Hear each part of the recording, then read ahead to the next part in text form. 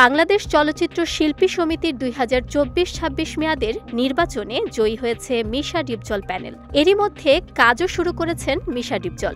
এসবের মাঝেই শিল্পী সমিতির নতুন কমিটির বিরুদ্ধে হাইকোর্টে গিয়েছেন চলতি বছরের শিল্পী সমিতির নির্বাচনে হেরে যাওয়া প্যানেলের সাধারণ সম্পাদক প্রার্থী চিত্রনায়িকা নিপুণ আক্তার।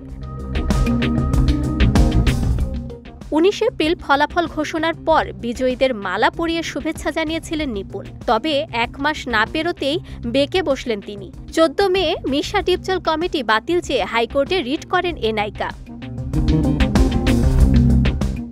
এরই ধারাবাহিকতায় ১৬ মে শিল্পী সমিতির কার্যকরী সভা শেষে সংগঠনের সহসভাপতি অভিনেতা ডিএ তায়েব গণমাধ্যমকে জানান, শিল্পী সমিতির সাধারণ সম্পাদককে নিয়ে বাজে মন্তব্য করেছেন নিপুণ আক্তার। তার মানসিক সমস্যা রয়েছে, ফলে তার সদস্যপদ কেন বাতিল করা হবে না সেটি জানতে চেয়ে চিঠি দেওয়ার সিদ্ধান্ত নিয়েছে বর্তমান কমিটি। মিটিংটা শেষ করি আমি বাইরে বলেছি যা সিদ্ধান্ত হয়েছে সেটা হলো এই সমস্ত কর্মকাণ্ডের জন্য, অপরাধ কর্মের জন্য তাকে আমরা একটা চিঠি দিচ্ছি।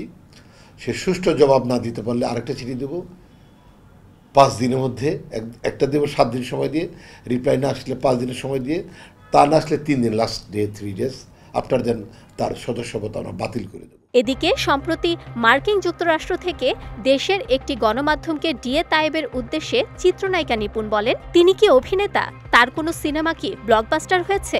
একমাত্র ওয়ালটন এসি দিচ্ছে ১ বছরের রিপ্লেসমেন্ট গ্যারান্টি এবং কম্প্রেসারের ১০ বছরের গ্যারান্টি। তার কাছে আমার প্রশ্ন রইল, আর তিনি আমাকে উদ্দেশ্য করে বলেছেন আমার নাকি মানসিক সমস্যা রয়েছে, সেটার জন্য আমি দেশে আসার পর তার নামে সাইবার ক্রাইমে মামলা করব। চলচ্চিত্র শিল্পী সমিতির ২০২২-২৪ মেয়াদের সাধারণ সম্পাদকের চেয়ারে বসা নিয়েও দ্বন্দ্বে জড়ান নিপুণ এবং চিত্রনায়ক জায়েদ খান। একে অপরের বিরুদ্ধে অভিযোগ পাল্টা অভিযোগের পর মামলা গড়ায় আদালত পর্যন্ত। এবারের নির্বাচন নিয়েও নতুন কমিটির সঙ্গে দ্বন্দ্বে জড়িয়েছেন এ নায়িকা।